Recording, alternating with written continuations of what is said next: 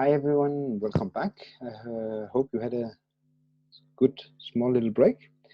And before turning to this, the core of this class 2-3 or session 2-3, I hope some you already now have found out whether you would like to present uh, your idea for a case study from your first paper that you would like to, in fact, elaborate on for making the midterm exam. And that way it's two stones, no, two birds with one stone. So please, so it will be the first four who will get the chance. And now we go to, last time it was very much about democracy and what was democracy. And we had some videos the last time also about how democracy was faring now these days, and it was not particularly well. And then another thing is also about what is a democracy, or what fill into a democracy, and there's many governing systems which is have some elements of democracy, but not them all. But one thing is now with this is very much about authoritarianism. Let's see, this is really a challenge. English is not my first language, so this is one of the difficult word for me. So kindly bear with me. And then tradition processes. This is very much about democracies, which in fact not are democracies, only on paper they are democracies. So I will go through with this. Here the first, what you can see, it's about, it's about democracies, development of democracies between 1800 and 2010. And the green one is the democracies. And you can see you go up and down, particularly with the Second World War, it really go down. And then it jumps again, and then we have the decolonization in up to 1970s. That's the sometimes called the second wave, and then we have the next wave after where after the 70s, where it really increases, and that is partly it's the Latin America. They go from military regimes and they go into become democracies, and then you have 89 with the dismantlement of the Soviet Union, where democracy was introduced to most of the former Soviet Union states, and then also in Eastern Europe, which was part of on the other side of the Iron Curtain. That means Poland, the Baltic countries. In fact, the Baltic countries was part of Soviet Union. So it's Poland and Czech. At that time it was Czechoslovakia, Republic of Czechoslovakia, Hungary, and then later it was Romania, which was in fact not, which was a communist country, but a different kind of communist. The same with Albania. But Bulgaria was part of Comecon and the cooperation. So, but this is all you can see. It's from until 2009, and then one can see there was a small decline. But then after 2009, if you had the same figures, we will see a sharp decline in democracies, and it's really a sharp decline. And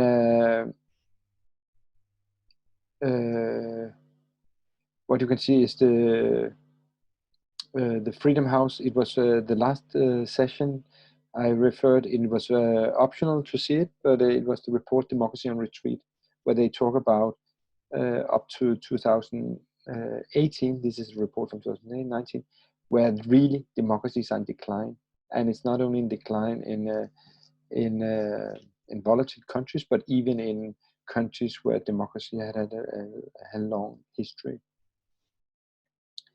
In fact, what has also changed, and that is very recent, is about the Corona crisis. What effect does it have in relation to democracy? Oh, what effect does it have on democracy?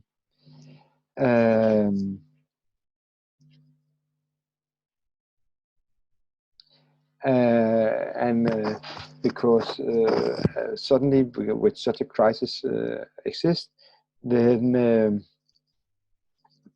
suddenly there's a lot of opportunities for the government, and that's happening in all the countries where we have to limit our freedoms in order in relation to our safety. And it's really in a one-way extreme case. And then it's very interesting to see how different countries are handling it, whether some of the rulers, they can avoid the temptation of gripping the power for themselves or taking more power. And that in the Corona crisis, and I would like to say it's very much about, and it comes to later, it's about many say, when there is into crisis and things like that, then a democratic system is not really good because we have to take actions very fast, and then an authoritarian regime is much better in doing that. And sitting here in Denmark, I would say that the government has done in Denmark has done a fairly good job with due respect to our constitution and involving party. We have a multi-party parliament, and in fact involving all of them in most of the decisions, because, as I say, we are all in it. So I don't fear for the democracy in Denmark in relation to this. But countries like Hungary, well, yeah, that I don't know. And then in poorer countries, it doesn't sound good. Then since 2010, that's the Freedom House report. They had a report every year. How is the status of democracy? Denmark is faring a little bit better on their index than United States, but it's up in the 90s. And a few countries, they have 100, Sweden and Norway. But then it's about the countries it's going the right way, on the better way. Then they say Malaysia. And then it's again, things go very fast. Now, in fact, in Malaysia, they have a change in government, which in fact, they are going back to the one-state system with a lot of corruption. And it's a very interesting case because it was a authoritarian prime minister for 20 years who had retired. He's now 94. He had retired once, but then his successor was completely misusing it, and it was really a catastrophe for the country and the system. So with the election, they lost, and the old prime minister, Mohamed Mahathir, he came back in lead of the opposition, and they won, and he became the prime minister again. But now he has retired. So let's see whether it still will stay well. Then Armenia, I don't know so much about Armenia, but seemingly it has been strengthened also. Ethiopia, they have got a charismatic leader who is not from the ruling tribe. It's a lot of different tribes or ethnic groups in Ethiopia, and but he seemed to be very charismatic and capable of making peace agreement also with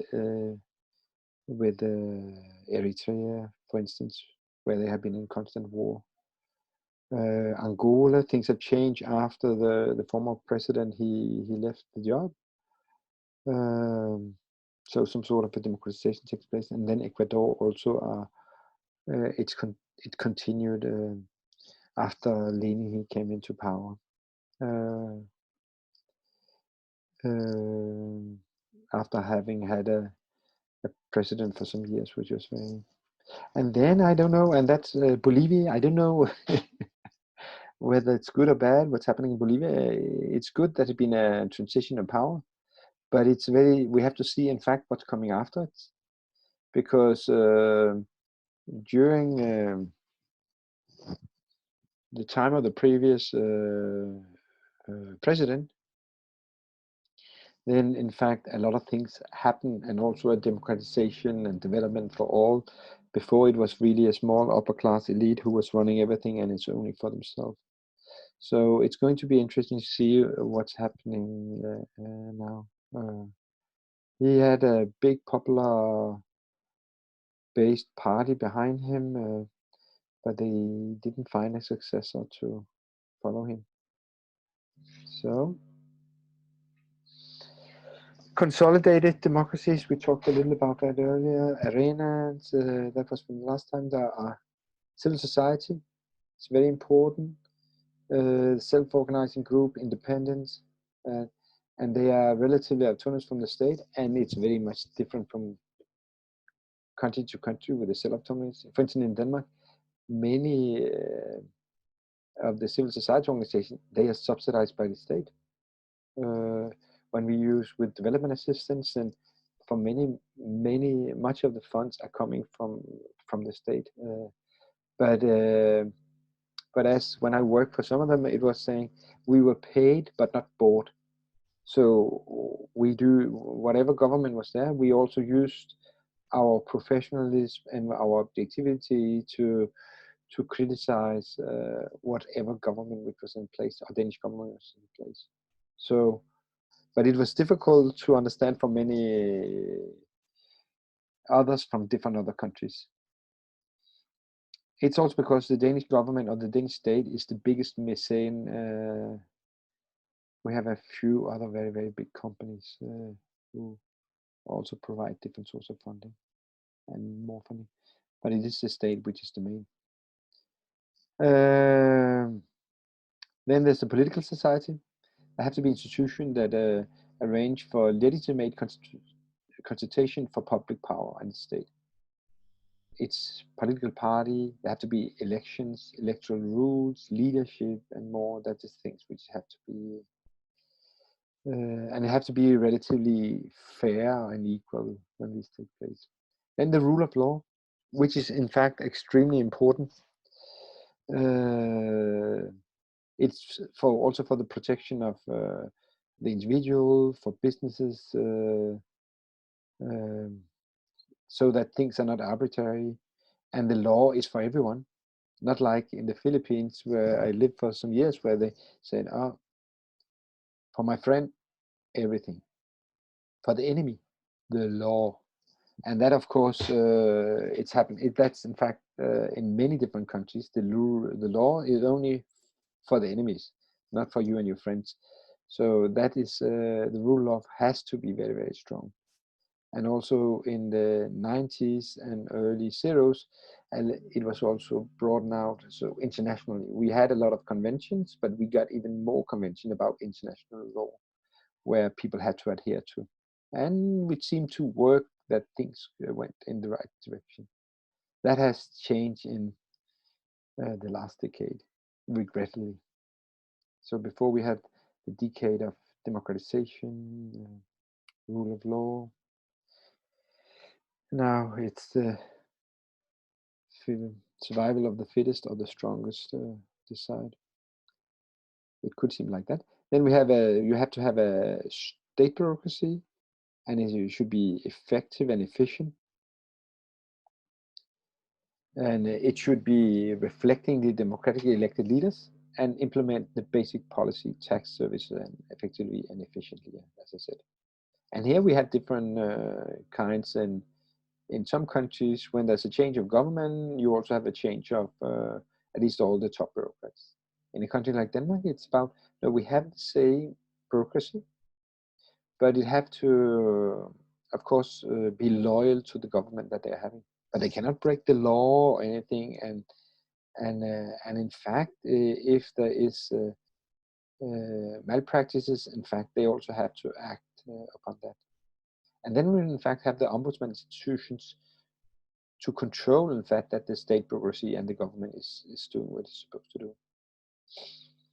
And then we have an economic society where there's a set of norms and institution regulations, so we know uh, the arena that we're working in, that we can do businesses, we know what we can expect for tomorrow, and then and these were the so-called 5 interlocking arenas of consolidated democracy. It's in fact from the article of Linz that you had last time. Non-democratic regime. And here you have where it put up differently. It's a definition: democracy and non-democracy. It's the rule of the people, and it's the rule of, it's put up in a very ideal way, it's the rule of government. Characteristics: people choose, government decide. In the hand of the government, the power, it lies with the people. It allows people to be free, that's government. It dominates the people. Are created by the government with a say of the people, are created by the government with no say of the people. Freedom and rights of the people respected, personal freedoms and rights are sacrificed. People have freedom of speech, people are free to live as they wish, people have no choices or no voices, and control of lives. The state the control the life of people.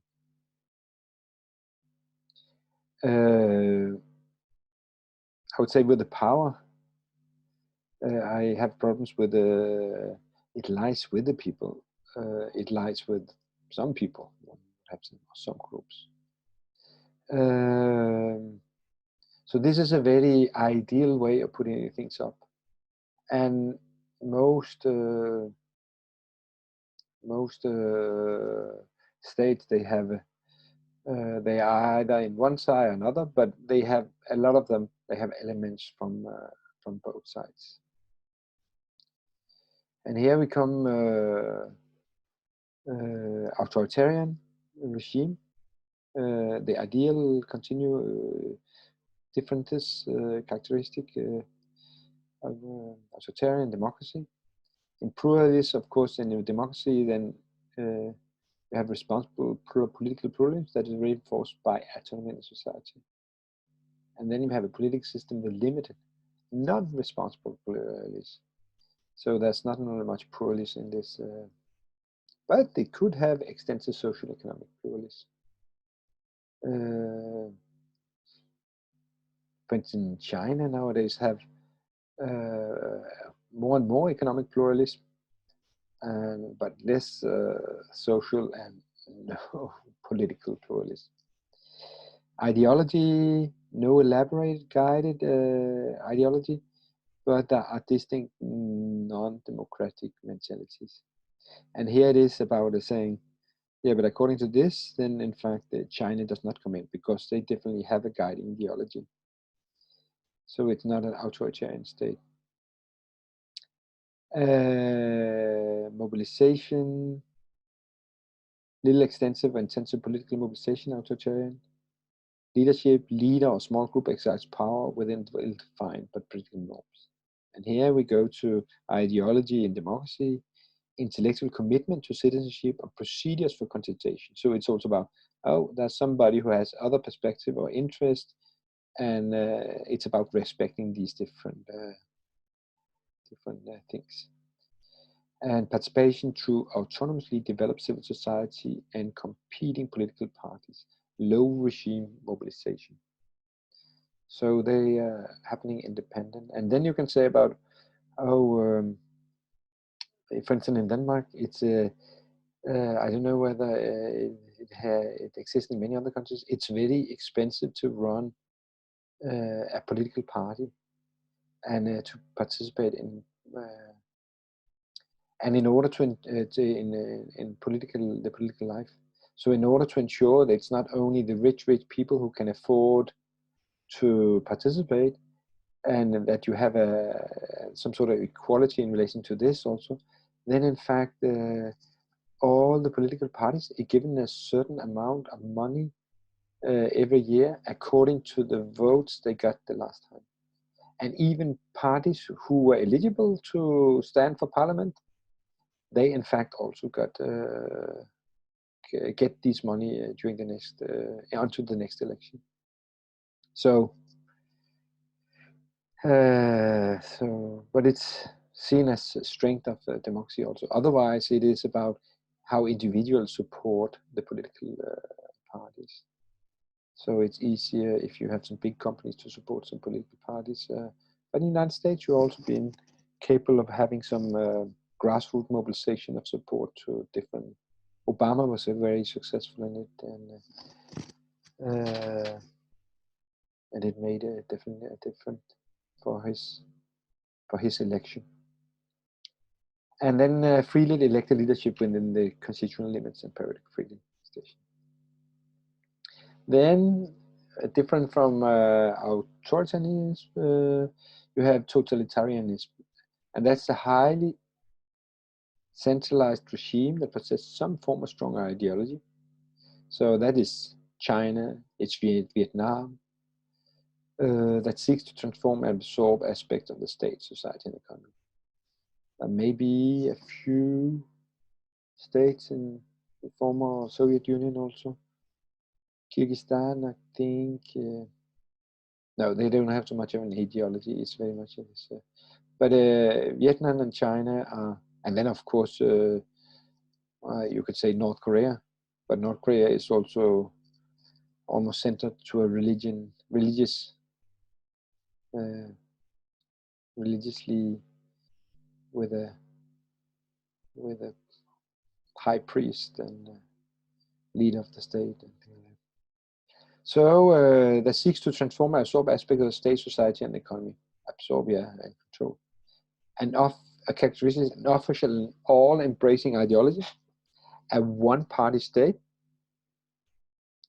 or de facto, because for instance in China they also have some other political parties, but they have in fact no say in that parliament. The parliament is not having a say. Imposition of terror, so they are really controlling the population. They have a mass mobilization of population, so they also have a big support from the population. And it's important to understand that I was lucky to visit East Germany before the fall of the war a couple of times in the 80s, where I met with people on the ground. And what it was there was a big support, in fact, for the regime in East Germany. They say about at least 20% was strongly behind this. And it also came afterwards when it was merged with Western Germany. It was also, they got their own political party. Later on, it merged with some social democrat, some left parties, or even from former social democrats from Germany, and became to the Links. And it's the same in China. There is a substantial support, and the same, a lot of most of the big brains, they are also involved in the party one way or another. And then lack of genuine pluralism. Yes, you see that in Vietnam, and you see that in totally. You also have a few of these states in Africa left, I think. Ethiopia in the old days, they also had a totalitarian. So totalitarian authoritarianism, that's a method of political control. It's charisma, it's very important in totalitarianism, and it really now also with the present president of China, who is now having more and more of the power just in his hand, and so he can run forever, or rule forever until he dies. Role conception: leaders function as true leaders and abide strictly to the law. So they also follow how you should work. That's not the case in authoritarianism. There's a section all the time, and it depends on the leaders what they think and mean. Ends of power: public total control towards the public. China is an extreme. North Korea is also private. This is made by the leaders. Sometimes it's difficult to know when decisions and how decisions are made. Corruption low, authoritarianism high, limited pluralism no, and in authoritarianism there may be some freedom, there may be some political space for people. In the limited pluralism, there are almost no political space. It's as in China saying, okay, you can do business, but the political part we take care of. You don't have to think about that. Then, and we'll provide the necessary political rules that we decide that you need. Then legitimacy, yes and no without structures. Types of non-democratic rule, personal monarchical rule rests on the claim that one person alone is fit to rule a country with no clear regime of rules. That can be monarchical, it's against North Korea, whether it is totalitarian or authoritarian. It could be authoritarian in extreme. When monarchical also because it seems to go inherited.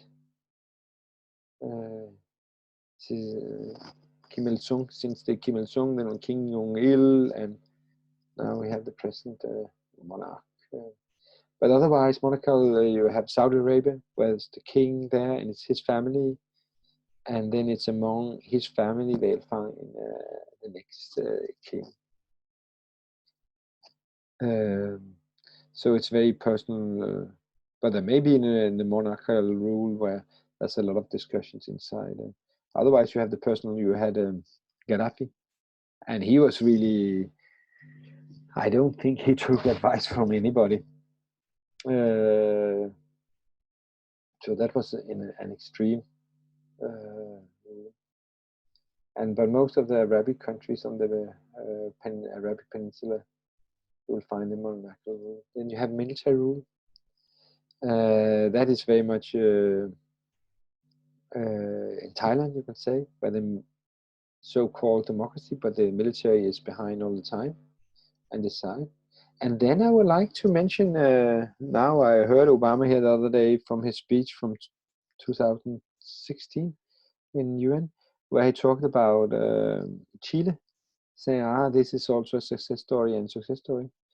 And then if you really go into Chile, it's not, from a democratic point of view, it's not really democratic in that way. There are so many areas which cannot be changed. So the military has some sort of a veto. So it's extremely, if not impossible, to change the constitution, a constitution that Pinochet he gave or he put as a condition in order to open up the political society in Chile. So those who are really into Chile, they say, that's not. That's also why we see there was just before the corona and just before there was a big uprising in Chile, because in order to, it's also a very unequal country, and to do something with to change the society to become a more welfare-oriented society and not this super liberalistic society that Pinochet has adopted, based on guidance from the Chicago Boys, which you would call, and that was Milton Friedman. He was one of them.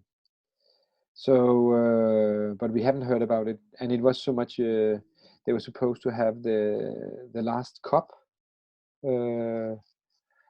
where they had to go to, but it had to move due to the dissatisfaction and demonstration. They had to move it to Spain, Madrid instead of.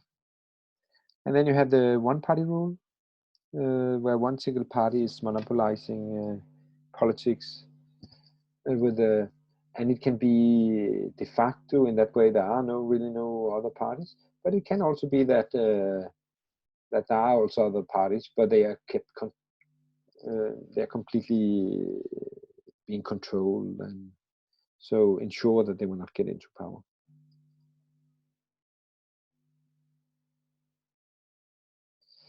Then you have different kind of non-democratic governments. You have a anarchy, which is a mix of dictatorship and democracy. Anarchy, I don't know about any anarchic governments. Then you have autocracy. We talked about it. Absolute monarchy and dictatorship. One about absolute dictatorship. That's also the one, a small country that most of you hear very little about. It's the Equatorial Guinea, which is in the Central Africa, and an island just outside the mainland. And there they are. He's ruling ruthlessly and get a lot of money from oil, and that's just nothing going to the society or the people. Now I'm smiling, but it is in fact very tragic. Then there's oligarchy, where you have some sort of aristocracy, or you have theocracy. Theocracy, perhaps the closest you can have to that is in fact in oh no, I forgot the theocracy in Iran, where they have the highest ruler there. And then you aristocracy that can be in many different places. It could be also where they have the military regimes or the thing in Thailand.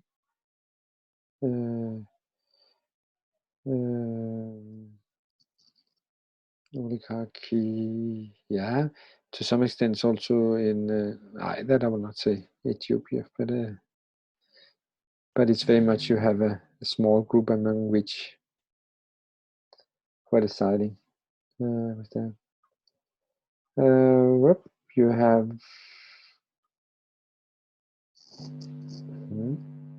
oh, then it's coffee time.